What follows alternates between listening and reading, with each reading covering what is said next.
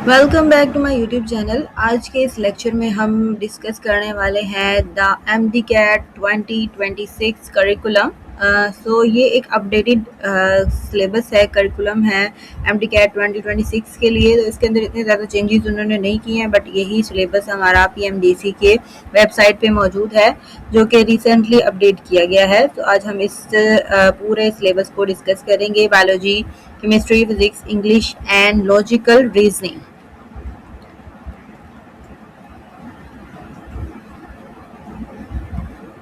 सबसे पहले इन्होंने जो है वो वही गाइड की तरह, ठीक है, एक जो है वो दिया हुआ है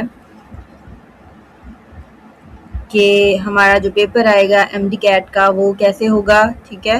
ये चीज़ हम पहले भी डिस्कस कर चुके हैं। टोटल एमसीक्यूज होने वाली है हमारे पास 180।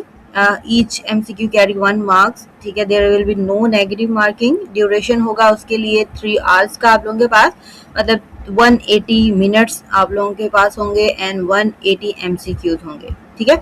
हर एमसीक्यूज को आप लोगों कम से कम 1 मिनट जो है वो लाजमी देना है। एंड बहुत सी इजी एमसीक्यूज होती हैं, ठीक है। कुछ एमसीक्यूज ऐसी होती हैं जो कि ट्रिकी होती हैं, ज़्यादा टाइम लेती हैं। अदरवाइज हम सिर्फ 1 सेकंड में जो है वो एक एमसीक्यूज कर सकते हैं। देन मेरा जो मिनिमम पासिंग क्राइटेरिया है उसके लिए, अगर हमने मेडिकल कॉलेज में अप्लाई करना है तो उसके लिए 55% है। अगर हम डेंटल कॉलेज में अप्लाई करना है तो उसके लिए 50% पासिंग मार्क्स हैं आप लोगों के। So there will be no negative marking. ये आप लोगों का वेटेज है हर सब्जेक्ट के लिहाज से। तो बायोलॉजी में से आप लोगों के आएंगे 181 एमसीक्यूज, केमिस्ट्री में से 45 एमसीक्यूज होंगे, फिजिक्स में 36, इंग्लिश में से 9 और लॉजिकल रीजनिंग में से 9 एमसीक्यूज आएंगे एंड टोटल आप लोगों के होंगे 180। इससे हमें पता चल रहा है कि हमें सबसे ज़्यादा जो तवज्जो देनी है, ठीक है, वो किस पे देनी है, बायोलॉजी पे। देन उसके बाद सेकंड प्रायोरिटी हमारी केमिस्ट्री होनी चाहिए, ठीक है। एंड मतलब ये सारे सब्जेक्ट के ऊपर ही हमने इक्वल जो है वो तवज्जो देनी है, इंपॉर्टेंस देनी है, क्योंकि एक एक नंबर भी क्या होता है इसके लिए इम्पोर्टेंट होता है। So we should take care. अगर डिफ़िकल्टी लेवल की बात करें तो 15% एमसीक्यूज जो है वो इजी होंगे, बिल्कुल बुक की लाइंस होंगी, ठीक है, easy to understand and easy to pick the answer. And 70% जो है वो क्या होंगे, मॉडरेट होंगी, मतलब कुछ जो है वो दरमियानी सी मुश्किल सी होंगी, ठीक है, कॉन्सेप्चुअल सी होंगी। एंड 50% ऐसी होंगी जो कि आप लोगों के लिए थोड़ी सी मुश्किल हो सकती हैं। This is very very small percentage of difficult MCQs, don't take any stress. Biology के सिलेबस में हम अगर सिलेबस की बात करें तो बायोलॉजी के सिलेबस में टोटल 16 चैप्टर्स हैं। फर्स्ट ईयर और सेकेंड ईयर की बायोलॉजी से उन्होंने जो है वो चैप्टर्स लिए हैं। ये कुछ चैप्टर्स फर्स्ट ईयर के हैं, कुछ सेकेंड ईयर के हैं। एंड उन चैप्टर्स में को भी हमने कंप्लीट नहीं करना है, पूरा पूरा चैप्टर नहीं करना है, बल्कि उनमें से भी उन्होंने जो है वो कुछ स्पेसिफिक टॉपिक्स दिए हैं कि वही हमने याद करने, उन्हीं में से एमसीक्यूज आएंगे, ठीक है। इसलिए आप लोगों ने एक्स्ट्रा टॉपिक्स या एक्स्ट्रा चैप्टर्स जो है वो बिल्कुल भी नहीं करने, उनके ऊपर अपना टाइम वेस्ट आप लोगों ने नहीं करना है, ठीक है। 16 चैप्टर्स है हमारे पास। ए सेलुलर लाइफ, ठीक है, जिसमें हमने वायरसेस के बारे में पढ़ा था, ठीक है। तो वायरसेस के बारे में है, उसकी classification, structure, number, age and every detail is given, ठीक है। हर एक आप अपने सिलेबस को देखें, मार्क करें बुक्स को, ठीक है। तो अपने सिर्फ स्पेसिफिक उन्हीं चैप्टर्स के अराउंड ही रहना है, उन्हीं टॉपिक्स को ही कवर करना है बहुत अच्छे से, ठीक है। आप वही कर लें, वही बहुत है, ठीक है। तो एक्स्ट्रा जो है टॉपिक की तरफ आपने नहीं जाना है, ठीक है। तो अच्छे से सिलेबस को सामने रख के अपने मार्क्स जो है वो निशान लगाने हैं, मार्क करना है, उसको हाईलाइट करना है कि हमने यहाँ से यहाँ तक इसको अच्छे से याद करना है, ठीक है। एक्स्ट्रा टॉपिक्स करने की बिल्कुल भी ज़रूरत नहीं होती, ठीक है। देन एड्स एंड HIV वाला जो इन्फेक्शन वाला एक टॉपिक है, ठीक है, उसमें तो वो वाला आप लोगों ने डिटेल में करना है। देन बायो एनर्जेटिक्स में से भी हमने कौन सा करना है, बायोएनर्जेटिक्स जो हमने किया था, ठीक है। बायोएनर्जेटिक्स में रेस्पिरेशन वाला करना है, ठीक है। Cellular respiration, glycolysis, Krebs cycle, ठीक है, बहुत ही इंपॉर्टेंट है, इंटरेस्टिंग से टॉपिक्स हैं, ठीक है। तो एक एक चीज़ आप लोगों ने उसमें से जो है याद करनी है। देन बायोमॉलिक्यूल्स, ठीक है। बायोएनर्जेटिक्स में 2 टॉपिक है ना हमारे पास, फोटोसिंथेसिस और रेस्पिरेशन, ठीक है। तो फोटोसिंथेसिस वाला पूरा टॉपिक नहीं करना आप लोगों ने, ठीक है, कुछ भी नहीं करना उसमें से, सिर्फ रेस्पिरेशन वाला जो है वो आप लोगों ने कंप्लीट जो है वो करना है।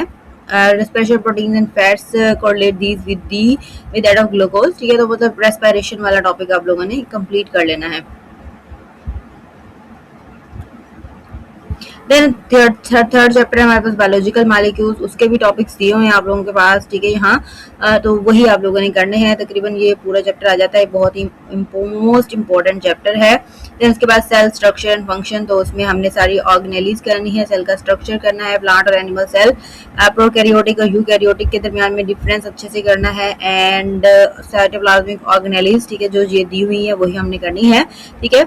न्यूक्लियस एंडोप्लाज्मेटिक कॉलम, गाल्जी प्रोटस एंड माइटोकॉन्ड्रिया, तो यही एमसी वो हम करेंगे। देन उसके बाद क्रोमोसोम्स जो कि न्यूक्लियस में होते हैं।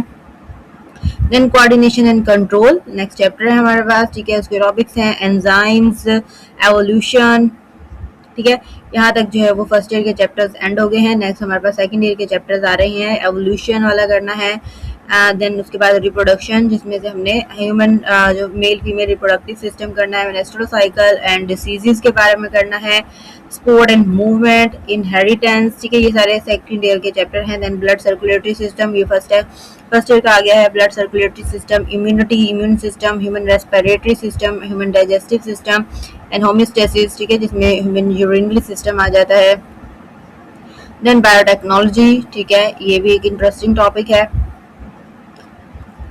देन उसके बाद जो है वो ये 16 चैप्टर हो गए हमारे, यस, बायोटेक्नोलॉजी तक हमारे चैप्टर 16 हो गए हैं। देन उसके बाद नेक्स्ट हमारे पास केमिस्ट्री का सिलेबस सेम इसी तरीके से दिया हुआ है। Introduction to fundamentals concept of chemistry, जो पहला चैप्टर है फर्स्ट ईयर केमिस्ट्री का, तो उसमें से टॉपिक्स दिए हुए हैं, ये आप लोगों ने करने हैं। एटॉमिक स्ट्रक्चर, गैसेस, ठीक है, गैसेस में से क्या क्या करना है ये सारा दिया हुआ है, तो आप लोगों ने अच्छे से जो है वो अगर पढ़ा है फर्स्ट ईयर में तो आप लोगों के सिर्फ आप लोगों ने उसको रिवाइज कर लेना है एक बार, ठीक है। Solid chemical equilibrium, reaction kinetics, thermo chemistry and energetics of chemical reaction, ठीक है, चैप्टर जो 8 था हमारा उसका 7।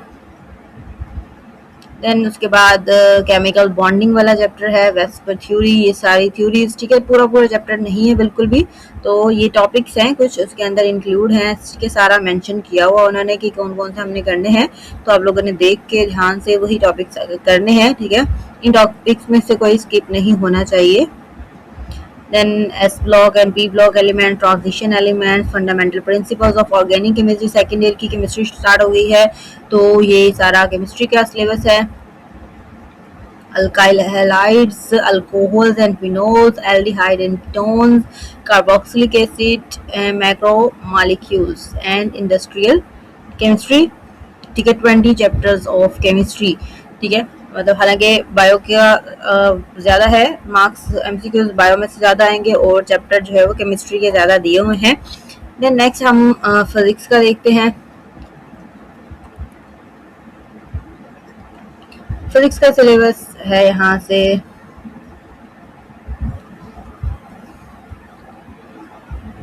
फिजिक्स में कितने चैप्टर हैं, ठीक है। पहला चैप्टर हमारे पास वेक्टर्स एंड इक्विलिब्रियम, सारे टॉपिक्स दिए हुए हैं, मेन टॉपिक्स और सब टॉपिक्स के उसमें से हमने क्या क्या करना है ये सारी चीज़ें दी हुई हैं, तो आप लोग इसी को जो है वो ध्यान में रख के जो है वो सारा सिलेबस अपना कवर करेंगे, अच्छे से उसको मैनेज करेंगे, अपना एक अच्छा सा प्लानर बनाएंगे, स्केड्यूल बनाएं एंड उसके अकॉर्डिंग उसको फॉलो करें।